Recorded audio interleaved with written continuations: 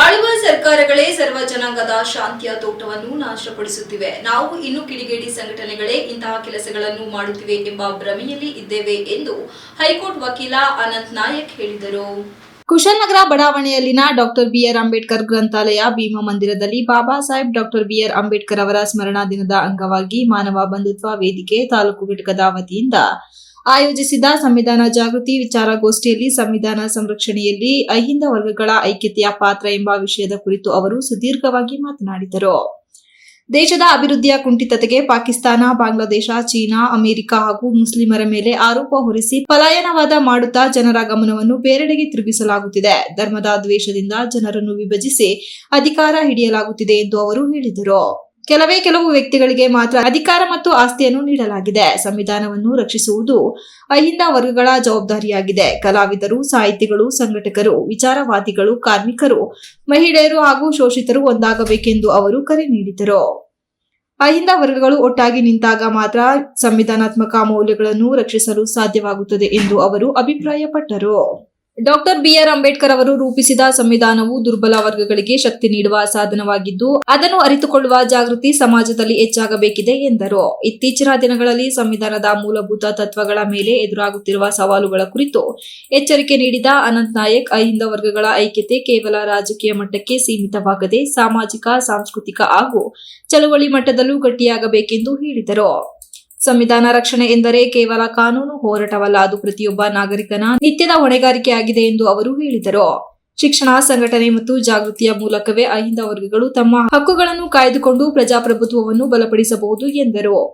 ಅಹಿಂದ ಸಮುದಾಯ ಪ್ರೀತಿ ಮತ್ತು ವಿಶ್ವಾಸದಿಂದ ಒಂದಾಗಬೇಕು, ಸಂವಿಧಾನವನ್ನು ರಕ್ಷಿಸಬೇಕು. ಸಂವಿಧಾನ ಉಳಿದರೆ ದೇಶ ಉಳಿಯುತ್ತದೆ, ಸಂವಿಧಾನ ಅಳಿದರೆ ದೇಶ ನಾಶವಾಗುತ್ತದೆ. ದೇಶವೆಂದರೆ ಇಲ್ಲಿಯ ಜನಗಳು ಎಂಬ ಅರ್ಥವನ್ನು ಮನಗಣಬೇಕು. ದೇಶವೆಂದರೆ ಕಲ್ಲು ಕಟ್ಟಡಗಳಲ್ಲ. ಇಂದು ಸಂವಿಧಾನಕ್ಕೆ ವಿರುದ್ಧವಾಗಿ ಮನುವಾದವನ್ನು ತರಲು ಪ್ರಯತ್ನ ನಡೆಯುತ್ತಿದೆ ಎಂದು ಅವರು ಹೇಳಿದರು. ಲೇಖಕ ಹಾಗೂ ಉಪನ್ಯಾಸಕ ರೋಹಿತ್ ಅಗಸರವಳ್ಳಿ ಅವರು ಪ್ರಸ್ತುತ ಪ್ರಜಾಪ್ರಭುತ್ವದ ಎದುರಿನ ಗಂಭೀರ ಸವಾಲುಗಳು ಎಂಬ ವಿಷಯದಲ್ಲಿ ವಿಶ್ಲೇಷಣಾತ್ಮಕ ಉಪನ್ಯಾಸ ನೀಡಿದ್ದು, ಸಂವಿಧಾನದ ಮೌಲ್ಯಗಳನ್ನು ರಕ್ಷಿಸುವ ಹೊಣೆ ಯುವಜನತೆ ಮತ್ತು ಪ್ರಜ್ಞಾವಂತ ನಾಗರಿಕರ ಮೇಲಿದೆ ಎಂದು ಹೇಳಿದರು.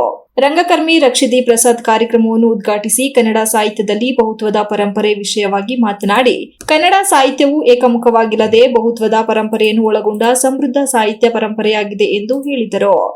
ವಿಭಿನ್ನ ಕಾಲಘಟ್ಟಗಳಲ್ಲಿ ವಿವಿಧ ಭಾಷಾ ಶೈಲಿ, ವಿಚಾರಧಾರೆ ಹಾಗೂ ಸಮುದಾಯಗಳ ಅನುಭವಗಳು ಕನ್ನಡ ಸಾಹಿತ್ಯವನ್ನು ಶ್ರೀಮಂತಗೊಳಿಸಿದೆ ಎಂದು ಅವರು ತಿಳಿಸಿದರು. ಬಹುತ್ವವನ್ನು ಸ್ವೀಕರಿಸುವುದೇ ಸಾಹಿತ್ಯದ ಜೀವಾಳ ಎಂದು ಅವರು ಹೇಳಿದರು. ಇಲ್ಲದ್ರೆ ನಾವು ಹೀಗೆ ಮಾತಾಡ್ತಾ ಇರ್ತೇವೆ. ಮತ್ತೆ ಈ ದೇಶ ಕೋಮುವಾದಿಗಳ ಕೈಗೋ, ಫ್ಯಾಸಿಸ್ಟರ ಕೈಗೋ, ಮತ್ತೊಬ್ಬರ ಕೈಗೋ ಹೋಗಿ ಗಟ್ಟಿಯಾಗಿ ಕೂತಿರುತ್ತೆ. ಅವ್ರನ್ನ ಯಾವ ಕಾರಣಕ್ಕೂ ಅಲ್ಲಾಡ್ಸಕ್ಕಾಗೋದಿಲ್ಲ. ಇದನ್ನು ನಾವು ಅರ್ಥ ಮಾಡ್ಕೋಬೇಕು. ಇದು ಇಲ್ಲದೆ ನಾವು ಒಂದು ರೀತಿಯ ಏನು ಮೇಲ್ಮಟ್ಟದ ಅಂದರೆ ಒಂದು ರೀತಿ ಕಾರ್ಯಕ್ರಮ ಮಾಡಬೇಕು ಅಂತ ಮಾಡ್ತೀವಿ.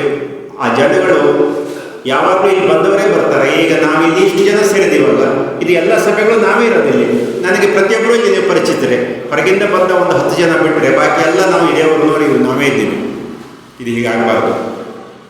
ಬಹುತ್ವ ಅಂದ್ರೇ ಎಲ್ಲರನ್ನೂ ಒಳಗೊಳ್ಳುವಂಥದ್ದು ಬಹುತ್ವ. ಯಾವಾಗಲೂ ಈ ಏಕತ್ವ ಅಂತ ಇಲ್ವಲ್ಲ, ಇದು ಯಾವಾಗ ಏಕತ್ವ ಅಂತ ಒಂದಾಗದಲ್ಲ, ಎಲ್ಲರನ್ನೂ ದೂರ ಇಡೋದು. ಆ ಪರಿಸ್ಥಿತಿಯಲ್ಲಿ ನಾವು ಇವತ್ತು ಇದ್ದೀವಿ.